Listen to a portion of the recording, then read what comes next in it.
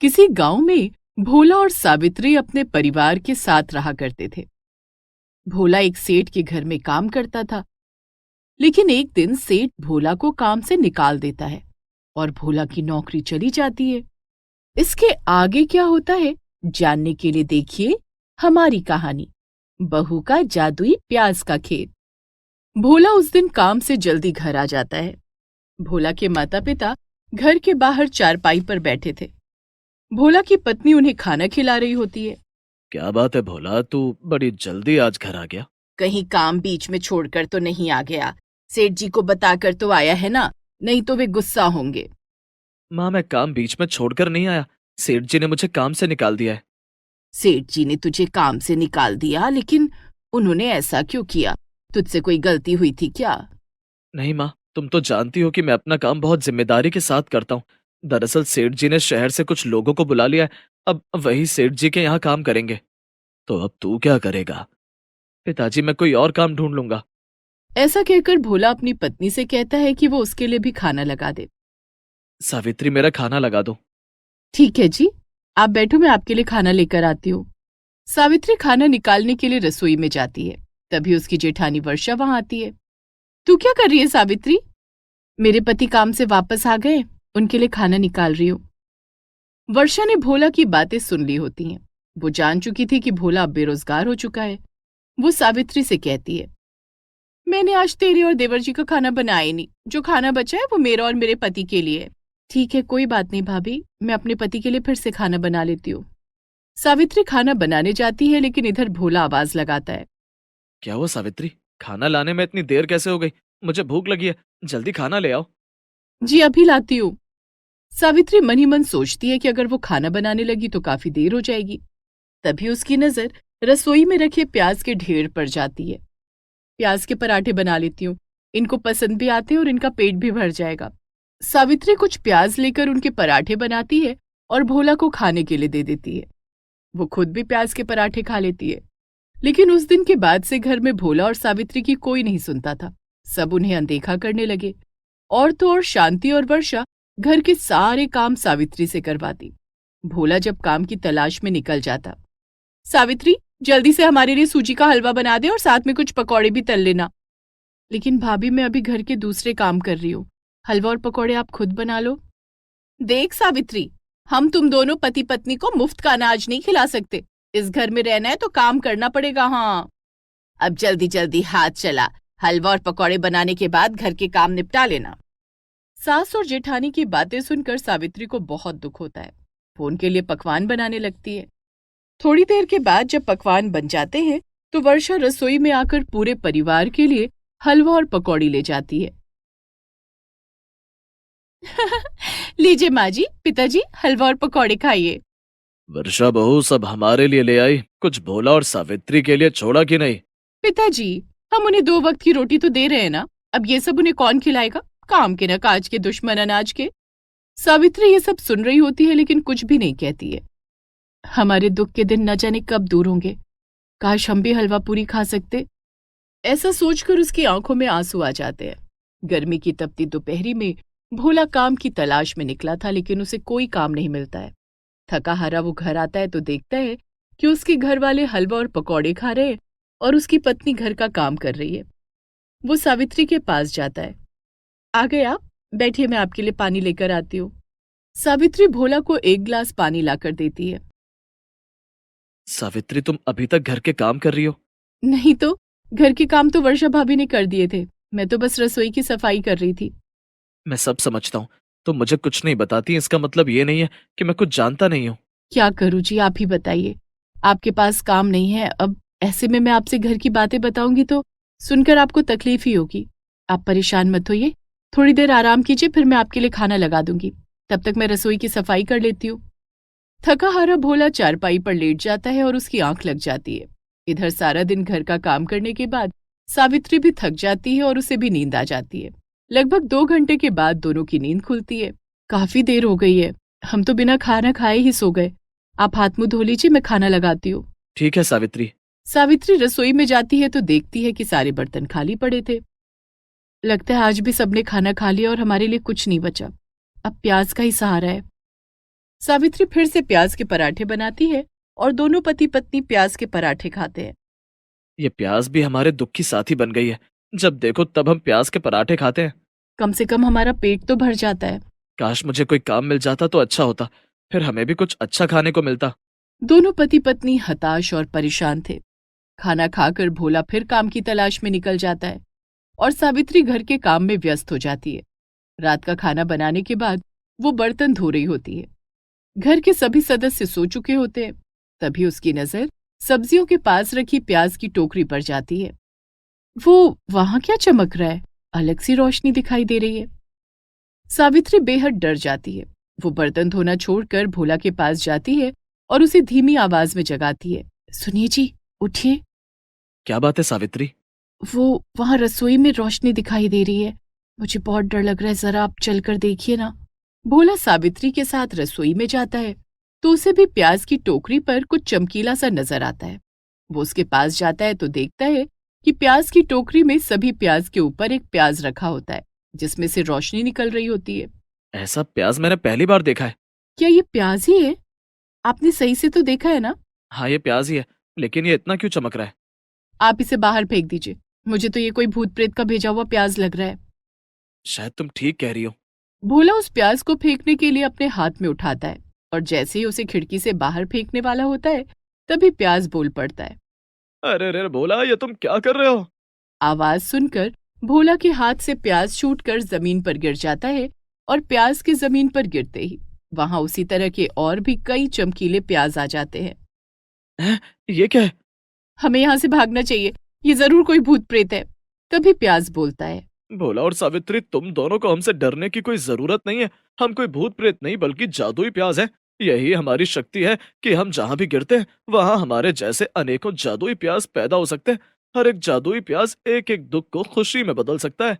अच्छा, ऐसा सच में हो सकता है क्या? हाँ, यकीन ना हो तो इनमें से एक प्याज उठाकर अपना कोई एक दुख बताओ, वो उस दुख को खुशियों में बदल देगा। भोला एक जादुई प्याज उठाकर बोलता है। मैं बहुत दिनों से बेरोजगार हूँ, जिस कारण मेरे पास अब फूटी कौड़ी नहीं बची है। भोला के ऐसा कहते ही रसोई में ढेर सारे रुपए आ जाते हैं। सावित्री, तुम भी एक प्याज से अपना एक दुख कह सकती हो। सावित्री एक जादुई प्याज उठाती है और कहती है, मेरे कपड़े पुराने हो गए और फट भी गए हैं। ऐसा कहते ही सावित्री की साड़ी नई हो जाती है। अरे वाह, ये तो सचमुच में दुख को सुख में बदलने वाली जादुई प्याज है। हाँ, अब तुम दोनों हमारी खेती करो और हर एक उगने वाला जादुई प्याज तुम दोनों के अलावा पूरे गांव के लोगों के दुख दूर करेगा। लेकिन मेरे पास तो खेती के लिए जमीन ही नहीं है। मैं खेती करूं तो कहाँ? गांव से बाहर जंगल के पास खाली जमीन है, वहीं मेरी खेती कर सकते हो। लेकिन एक बात का ध्यान रखना होगा। कौन सी बात? खेत में प्याज सावित्री के हाथों से ही गिराना। ठीक है, जादुई प्याज, हम इस बात का ध्यान रखेंगे। भोला और सावित्री उसी समय सारे जादुई प्याज लेकर गांव के बाहर जंगल के पास जाते हैं। गांव के बाहर काफी सारी खाली जमीन होती है। यहाँ तो काफी जमीन है। हाँ सावित्री, अब इन सारे जादुई प्याज को अपने हाथों से जमीन पर गिरा दो। सावित्री एक एक करके सारे जादुई प्याज जमीन पर गिरा देती है और पल भर में पूरी जमीन जादुई प्याज की खेती से भर जाती है। सावित्री उनमें से एक प्याज को तोड़कर बोलती है, हमें अपने घर में मान सम्मान इज्जत चाहिए। भोला भी एक प्याज अपने हाथ में उठाता है और बोलता है, हमें अच्छा अच्छा खाना चाहिए। ऐसा बोलकर दोनों पति पत्नी घर आ जाते हैं और सो जाते हैं। अगली सुबह दोनों की नींद देर से खुलती है। ओह, सुबह के 10 बज रहे हैं। माँ जी और भाभी जी बहुत नाराज होंगी। लेकिन जैसे ही वो कमरे से बाहर आती है, उठ गई बहू, आ मेरे पास बैठ। आज से तू घर का कोई काम नहीं करेगी। ऐसा क्यों माँ जी? आज से घर के सारे काम वर्षा करेगी। तभी वर्षा हाथ में चाय और नाश्ता लेकर सावित्री के पास आती है। ये लो सावित्री, चाय पी लो, नाश्ता कर लो।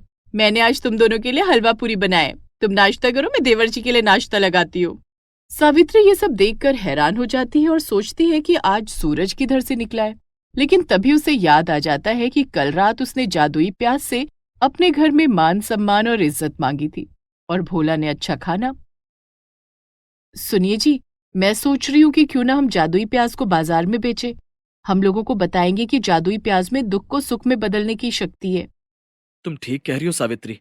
उस दिन से दोनों पति पत्नी जादुई प्याज को गांव में बेचने लगते हैं, जिसे खरीदने वाले के सारे दुख सुख में बदलने लगते हैं। जादुई प्याज बेचकर भोला और सावित्री इतने मालामाल हो जाते हैं कि उनकी तकदीर ही बदल जाती है। अपने साथ साथ वे अपने परिवार को भी सारी खुशियां, धन दौलत और बड़ा घर देते हैं। भोला बेटा, तूने मेरा नाम रोशन कर दिया। पिताजी, ये जो कुछ भी हुआ है सब सावित्री की वजह से हुआ है। जादुई प्याज की खेती सावित्री के शुभ हाथों से ही होती है। शांति और वर्षा सावित्री से माफी मांगती हैं। सावित्री, हो सके तो मुझे माफ कर देना। मैंने तुम्हें अभागन समझा, लेकिन तुम तो इस घर की लक्ष्मी हो। कैसी बातें कर रहे हो वर्षा भाभी? आप मुझसे बड़े हो। मुझसे माफी मांगने की बजाय मुझे अपना आशीर्वाद दो। वर्षा और शांति दोनों सावित्री को अपना अपना आशीर्वाद देती हैं। अब सावित्री और भोला के घर में तो क्या, पूरे गांव में कोई भी दुखी नहीं था, क्योंकि जादुई प्याज सबके दुखों को सुख में बदल देती थी। गांव वाले सावित्री और भोला के गुण गाते नहीं थक रहे थे, और परिवार वालों ने तो उन्हें पलकों में बिठा लिया था। सोलापुर गांव में लखन अपनी पत्नी माला और बेटी मिश्री के साथ रहता था। लखन गांव में एक अमीर सेठ के खेत पर काम करता था। एक बार लखन ने सेठ के खेत पर फूलगोभी की फसल लगाई, लेकिन सारी फसल रातों रात कहीं गायब हो गई। अब लखन क्या करेगा? जानने के लिए देखिए जादुई फूलगोभी की कहानी। लखन सुबह सुबह सेठ के खेत पर जाने के लिए घर से निकलता है। माला, मैं खेत पर जा रहा हूँ, तुम खाना बना कर रखना। ठीक है मिश्री के बाबा। इस बार सेठ जी के खेत में फूल गोभी की फसल अब तक की सारी फसलों से अच्छी हुई है। फसल काटकर जब सेठ जी के पास ले जाऊंगा तो सेठ जी बहुत खुश हो जाएंगे। हो सकता है सेठ जी मुझे कुछ इनाम भी दे दें। ऐसा सोचता हुआ लखन सेठ के खेत पर पहुंचता है, लेकिन वहां का नजारा देखकर उसके चेहरे पर दुख और डर से पसीने आने लगे, क्योंकि सेठ का खेत खाली था। फूलगोभी की फसल रातों रात कहीं गायब हो गई थी। ऐसा लग रहा था मानो वहां कभी फसल लगी ही ना हो। ऐसा कैसे हो सकता है? कल तक तो यहाँ खिली खिली फूल गोभी की फसल मुस्कुरा रही थी, अचानक से फसल गायब कैसे हो गई? सेठ जी को पता लग गया तो अनर्थ हो जाएगा, वो तो मेरी जान ही ले लेंगे। लखन दौड़ता हुआ वापस अपने घर जाता है। माला को सारी बात बताता है। उसकी बेटी मिश्री भी सारी बात सुन रही थी। ये कैसे हो सकता है? एक रात में फसल कहाँ चली जाएगी? कहीं किसी ने चोरी तो नहीं कर ली? अगर किसी ने फसल की चोरी की होती तो कम से कम खेत पर फसल के नामो निशान तो होते, लेकिन खेत को देखकर तो ऐसा लग रहा है कि जैसे वहां कभी कोई फसल थी ही नहीं। तुम्हें विश्वास ना हो तो तुम वहां चलकर देख लो। माला और मिश्री लखन के साथ खेत पर जाते हैं। खेत की हालत बिल्कुल वैसी ही थी जैसा लखन ने उन्हें बताया था। मुझे तो लगता है कि ये काम किसी इंसान ने नहीं, बल्कि किसी जादुई शक्ति ने किया है। जिसने भी किया हो, लेकिन सेठ जी मुझसे पूछेंगे तो मैं उनको क्या जवाब दूंगा? माला और लखन दोनों बातें कर रहे थे, तभी वहां सेठ आ जाता है। सेठ ने जब अपने खेत की ओर देखा तो उसने सोचा कि लखन ने फूलगोभी की फसल काट ली है। वाह लखन, तुमने फूल गोभी की फसल काट कर खेत की जुताई भी कर दी। जी जी मालिक। सारी फूल गोभियां कहाँ हैं? मालिक, फूल गोभियों को मैंने अपने घर में रख दिया है, अभी उन्हें बाजार में बेचने जाऊंगा। ठीक है, तुम शाम तक मुझे पैसे लाकर दे देना। ठीक है मालिक। सेठ वहां से चला जाता है। ये आपने क्या किया? आपने सेठ से झूठ क्यों बोला? अगर मैं सेठ को सच सच बता देता तो क्या वो मेरी बात पर यकीन कर लेता? नहीं करता ना। लेकिन अब आप उसे पैसे कहाँ से ला कर देंगे? पता नहीं, मुझे कुछ समझ नहीं आ रहा है। मेरे पास एक रास्ता है। क्या क्या रास्ता है, मुझे बताओ। हम ये गांव छोड़कर यहाँ से चले जाते हैं। इससे तो सेठ हमें चोर और धोखेबाज समझेगा। सेठ हमें चोर और धोखेबाज तब भी समझेगा जब हम उसे पैसे नहीं देंगे। हमारे पास खुद के खाने के लिए पैसे तो है नहीं, हम सेठ को पैसे कहाँ से देंगे? लखन को माला की बात ठीक लगती है। माला, तुम ठीक कह रही हो। चलो हम इस गांव से कहीं दूर चलते हैं, लेकिन हमें यह काम चुपके से करना होगा, कहीं सेठ को खबर न लग जाए। लखन और माला वहां से जाने लगते हैं। माला मिश्री को अपनी गोद में उठा लेती है। वो देखती है कि मिश्री के हाथ में गोभी का एक छोटा सा फूल है जिससे वो खेल रही है। इस फूल गोभी ने तो हमें बर्बाद करने में कोई कमी नहीं छोड़ी है। ऐसा कहकर वो मिश्री के हाथ से गोभी का वो छोटा सा फूल लेकर जमीन पर फेंक देती है। माला ने जैसे ही गोभी का वो फूल जमीन पर फेंका, वहां वो ढेर सारी फूल गोभी बन गया। ये देखकर वो तीनों हैरान रह जाते हैं। माला उन फूल गोभी में से एक गोभी उठाकर फिर से जमीन पर फेंक देती है, और वो एक फूल गोभी ढेर सारी फूल गोभी में बदल जाती है। मिश्री के बाबा, ये तो जादू हो रहा है। आज सुबह से न जाने क्या हो रहा है, हर बात जादू ही लग रही है। यकीन करना नामुमकिन सा लग रहा है। ये सब जादुई फूल गोभी लगते हैं। लेकिन ये सब हो कैसे रहा है? ये कौन कर रहा है? जो भी कर रहा हो, हमारा भला ही कर रहा है। लखन और माला एक एक फूल गोभी उठाकर जमीन पर फेंकते जाते हैं, और वो ढेर सारी फूल गोभी में बदल जाता। ऐसा करते करते सारा खेत फूल गोभी से भर जाता है। लखन सारी फूल गोभी टोकरी में भर लेता है, लेकिन तभी एक आवाज आती है। रुक जाओ लखन। ये आवाज कहाँ से आ रही है? लखन, मैं फूल गोभी बोल रही हूँ। फूल गोभी, क्या तुम बोल सकती हो? हाँ, मैं बोल सकती हूँ, क्योंकि मैं जादुई फूल गोभी हूँ। जादुई फूल गोभी? हाँ, मैं जादुई फूल गोभी हूँ। मुझे बेचने से पहले मैं तुम्हें अपने बारे में कुछ बताना चाहती हूँ। तो मुझे क्या बताना चाहती हो जादुई फूल गोभी? मुझे बेचने से पहले मेरा एक फूल अपने पास रख लो। तुम्हें जब जो चीज चाहिए उसका नाम अपने मन में लेकर मेरे एक फूल को जमीन पर फेंक देना। तुम्हें तुम्हारी मनचाही चीज मिल जाएगी। वो सब तो ठीक है, लेकिन क्या तुम ये बता सकती हो कि सुबह जब मैं खेत पर आया था तो सारी फूल गोभियां कहाँ गायब हो गई थी? मैंने सारी फूल गोभियों को जादुई फूल गोभी बनाने के लिए अपने पास गोभी लोक में बुलाया था। क्या कहा? गोभी लोग? हाँ, गोभी लोक, जहाँ मैं रहती हूँ। मैंने सारी फूल गोभियों में जादू भर दिया है। तुम जिस चीज की इच्छा करके इन्हें जमीन पर फेंकोगे, तुम्हें वो चीज मिल जाएगी। लखन, कल मैं इन फूल गोभियों से मिलने के लिए गोभी लोक से धरती पर आई थी। तब मैंने तुम्हें माला से बात करते हुए सुना था। मिश्री के बाबा, हम कब तक इस तरह से सेठ के खेत में काम करके जैसे तैसे गुजारा करेंगे? सेठ तो वादे के मुताबिक पैसे भी नहीं देता है। मिश्री बड़ी हो रही है, इसकी पढ़ाई लिखाई शादी ब्याह ये सब कैसे हो पाएगा? काश हमारा खुद का खेत होता तो हमें नौकरों की तरह थोड़े पैसों के लिए दूसरे को खेतों में काम नहीं करना पड़ता। तुम ठीक कह रही हो माला, लेकिन तुम तो जानती हो कि खुद का खेत खरीदने के लिए बहुत पैसे चाहिए। हम इतने पैसे कहाँ से लाएंगे? मैंने कल ही सोच लिया था कि मैं तुम्हारी मदद करूंगी। तुम्हारा बहुत बहुत धन्यवाद जादुई फूल गोभी। अब इन गोभियों को बेचने के लिए मुझे बाजार जाना होगा। ठीक है। लखन, माला और मिश्री तीनों फूल गोभी लेकर घर आ जाते हैं।